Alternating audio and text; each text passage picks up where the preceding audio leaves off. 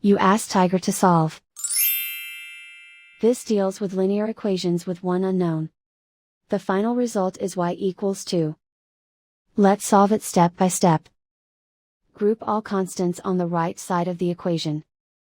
Add 12 to both sides. Simplify the arithmetic.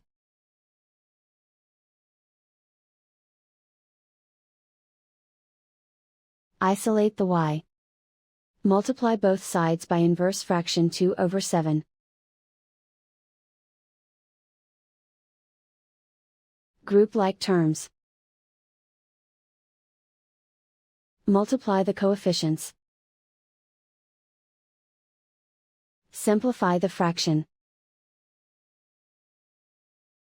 Multiply the fractions. Simplify the arithmetic. And so the final result is y equals 2.